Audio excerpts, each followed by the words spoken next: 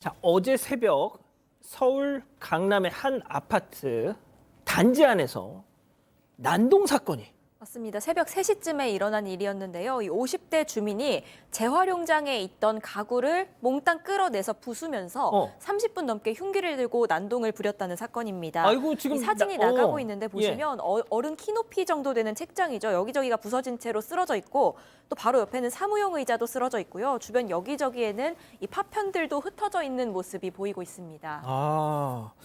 자, 일단 저 한 장의 사진만 보더라도 정말 흉기 난동 상황, 딱 고스란히 보이는데, 자, 도대체 왜?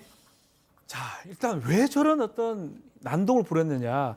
일단 아파트 입주민 목격자 설명에 따르면 이 폐가구들, 원래 가구를 이렇게 버리게 되면 큰 어떤 쓰레기 같은 경우는 신고를 하거나 뭔가 부착을 한 다음에 이렇게 버려야 되는데 구청에 신고를 하죠. 그렇죠. 3, 4주 정도 방치가 됐다고 합니다. 그 방치된 것을 보고 이른바 지금 남동범, 저 사람이 언젠가 나타나가지고 흉기로 때려 부쉈는데 아마 자기 동에 와서 누가 버린 거 아니냐, 그것 때문에 화가 나서 저것을 부순 거 아니냐 이렇게 얘기를 하고 있습니다. 그러니까 다시 한번 정리를 해드리면 보통 대형 폐기물 같은 거 이렇게 내보낼 때는 해당 구청, 자기가 사는 구청에 신고를 하고 돈을 얼마를 지불하고 스티커를 붙이든지 해서 이렇게 밖에다 내놓잖아요. 자, 그런데 이 주민은 뭔가 있는데 계속 있어. 오늘 봐도 있고 내일 봐도 있고. 아니, 그러니까 이게 도대체 누가 버린 거냐? 계속 그런데 경비실에서는 그걸 어떻게 처분을 않고 가만히 있으니까 지금 저 난리를 폈다는 겁니다. 자, 그런데 이 주민, 이 난동을 부린 주민, 재활용장에서 흉기 난동, 그 흉기가 도끼였습니다. 도끼. 그걸로 그치지 않고요. 이곳도 찾아갔습니다. 체크포인트 짚어보죠. 그렇다니까요. 경비실에 가가지고 경비실을 박살을 냈습니다. 그 흉기, 제가 말씀드린 그 도끼를 가지고. 이게 사실 보세요, 저거. 예, 저게 왜 저런 문제가 발생하는가 하면 이제 이 난동을 부린 입주민은 이런 생각이 들었는가 봐요. 거기에서 경비원이 이러한 어떤 대형 폐기물을 잘 처리를 했어야 되는데 그거를 잘 처리하지 않았다는 이유로 이런 어떤 묻지마 폭행 형태의 폭행을 손괴를 했는데 아까 앵커가 말씀 주신 바와 같이 흉기를 들고 그 유리창을 산상조각을 냈고 사실 정말 다행인 게 그 당시에는 경비원이 안에 안 계셨어요. 그런데 그게 다 부서지고 나는 소리를 들으니까 경비원께서 오셨어요. 그래서 경비원께서 오시면서 과연 그런 어떤 사정을 딱 맞닥뜨렸을 때 그 경비원에게 들고 있던 흉기로 협박했다라는 이야기가 나오고 있습니다. 자, 저희가 이제 그 상황을 저렇게 사파로 재현을 해봤는데요. 팀장님. 아니, 어떻게 해야 돼요, 저럴 때는?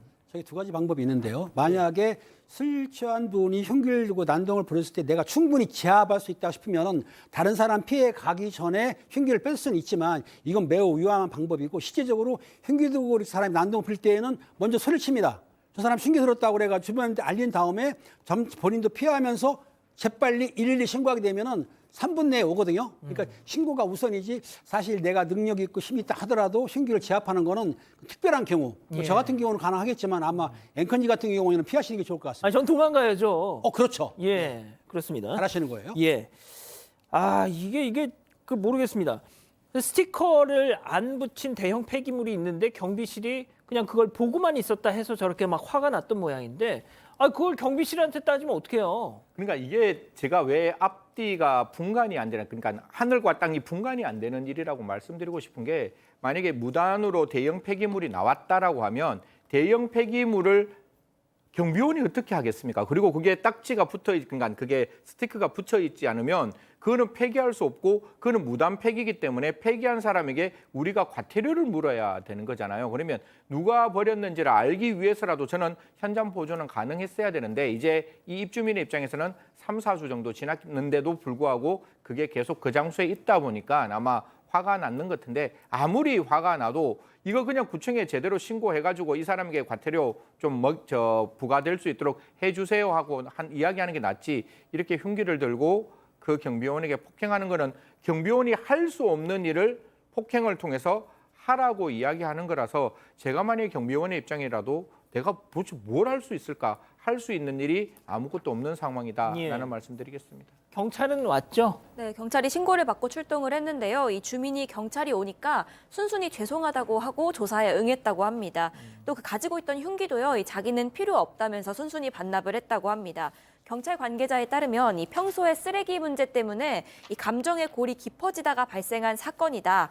그러면서 이 경찰은 흉기 난동 부린 이 주민을 특수 재물 손괴와 특수 협박 등의 혐의로 붙잡아서 조사하고 있습니다.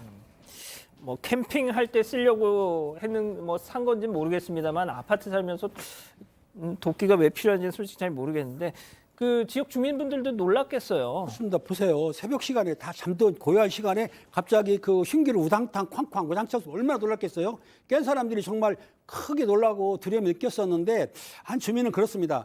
사실은 그 이 아파트에서 뭐 폐기물이라든지 쓰레기라든지 재활용품 문제를 해가지고 문제가 된 적이 없다는 거예요.